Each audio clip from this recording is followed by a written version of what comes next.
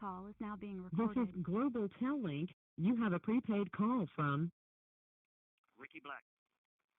an inmate at the Centinela State Prison, Centinela, California. This call and your telephone number will be monitored and recorded. You have a prepaid call. You will not be charged for this call. To accept this call, say or dial 5 now. Thank you for using Global Tel-Link. Thank you for calling me back, Ricky. Yeah, you're welcome. And while you were housed in ATSEC, did you ever see anybody lose their marbles, just break? Wh- Oh What yeah. does what does something like that look like, and what would cause what kind of stress causes somebody to break like that? Confinement. One of the one of the first things that I've seen is people become paranoid.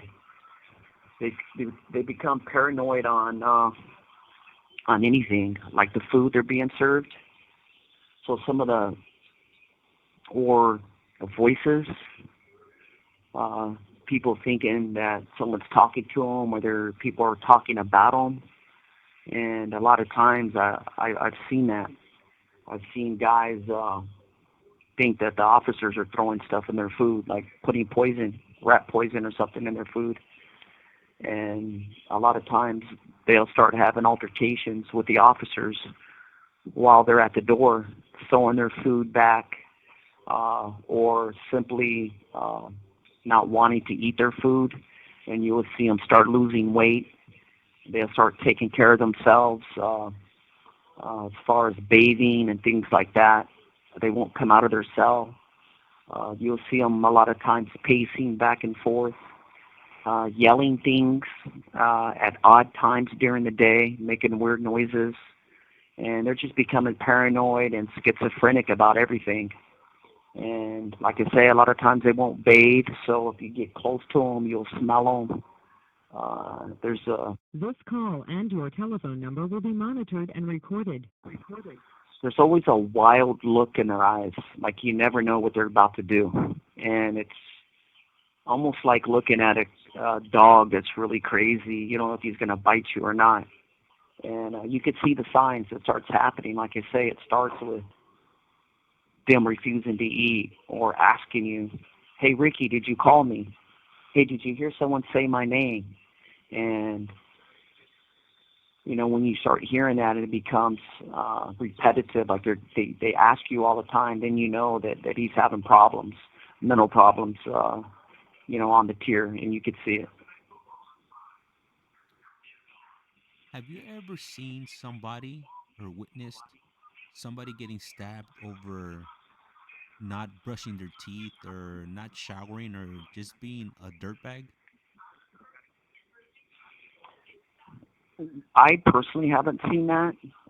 It really doesn't happen with a lot of Hispanics or whites or natives because you have to take care of yourself. You got to be hygienic. It's a requirement that you stay in shape, educate yourself, and things like that. So usually when guys lose it to that point, they're already single cell for some reason. They're already in trouble for something that they've done. They're isolated.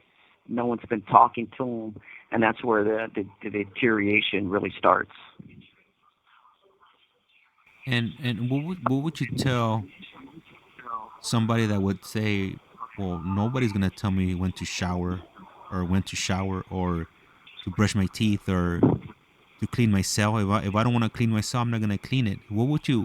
What kind of advice would you give this person if they think they're gonna go to prison or to the California prison system and not follow rules? Good luck with that. Honestly, everything in prison is so routine that it's just normal behavior to get up and get cleaned up and get ready for your day. So guys that come in and I mean, it's rare in the time that I've been in that I've seen anything like that. Uh, and a lot of times, a lot of younger guys come in, they don't understand the way the prison system works. So they're they're just trying to learn, and so you try to communicate with them the best you can to show them why it's important to take care of yourself, why it's important to exercise, why it's important to clean yourself, why it's important to clean your cell. Because those are the activities that really keep you in the moment, keep you sane. Like you're looking out for yourself, and it's just about your recovery and you getting better and getting healthy within yourself.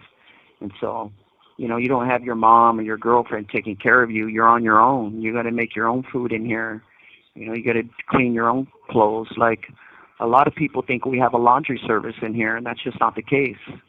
We buy laundry detergent from our packages and canteen, and we all wash our sheets and our towels and our clothes in our sink right here in the cell.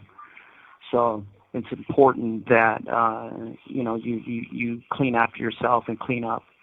And if people really see that you're not, someone will talk to you and try to help you out and see what the problem is for the most part. And what's the reason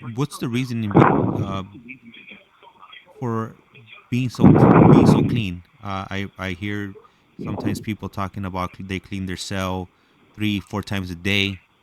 What's the reasoning behind that? It gets dirty.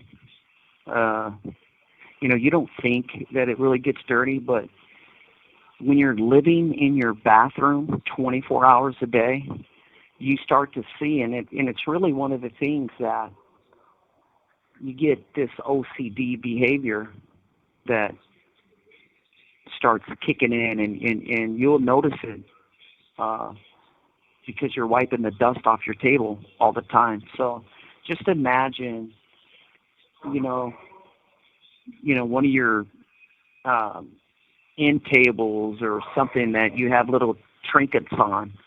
Just imagine if it's sitting in front of you all day and you have to look at it. You will see the dust start to collect throughout the day on the table. Sun rays or the light from your cell light will show you that you'll be able to see the dust particles, and it kind of starts to bother you. So you get up and wipe the table, and then you start seeing things on the cell floor. And a lot of times it's your own hair that you could see. You're working out on your floor, so you're wiping your floor a lot. You're sweating on your cell floor, so you want to keep it clean. And we have we use towels to clean our floor with.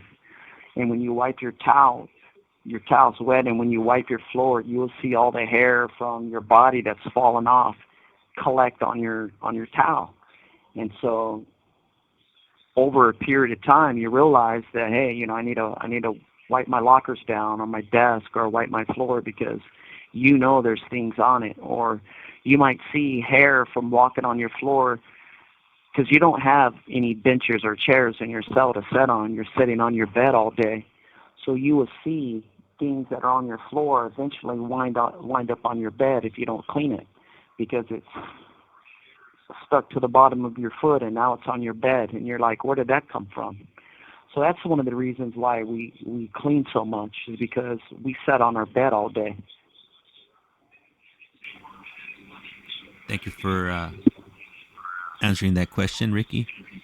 So Yeah, you're sitting in ADSEG. How many years did you do in ADSEG again? 13 years.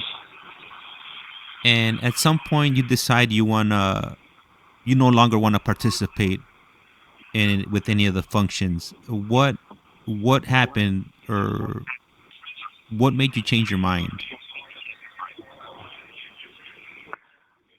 No, I think the first thoughts that I had in changing my living environment was getting visits from my wife and my daughter. And when you're in the security housing unit, it's non-contact visiting. And when your 3-year-old, 4-year-old daughter can't hug you, she's got her hand on the glass window and she's asking you why she can't hug you, you run out of answers to give her. And then she turns 4, and then she turns 5, and she's asking you even better questions. When you going to get out?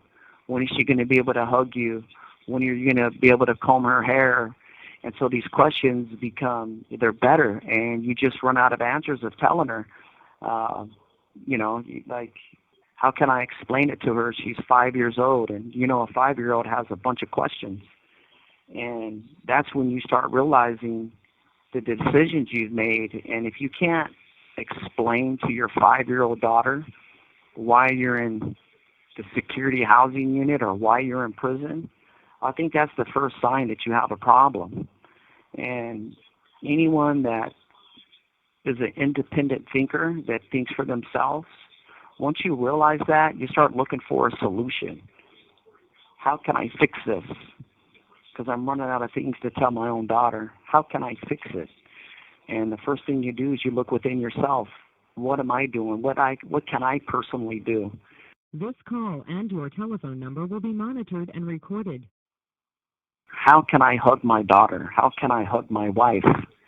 And those answers become self-evident to yourself that, hey, I need to change my lifestyle. I need to make things right for my wife and my daughter, because what happens is you realize the life that you've been living has been selfish in nature. Everything that I had done up to that point was all about me.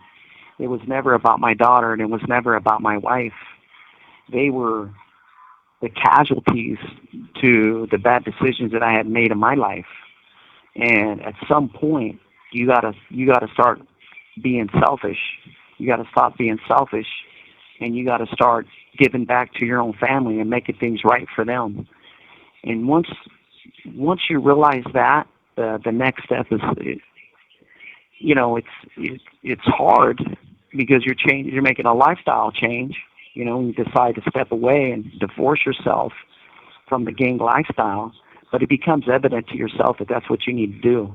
And for me, that was the first sign that I needed to make some decisions for myself that was going to impact me and my daughter and my wife. And I knew that I had to step away from the gangs and retire from that lifestyle.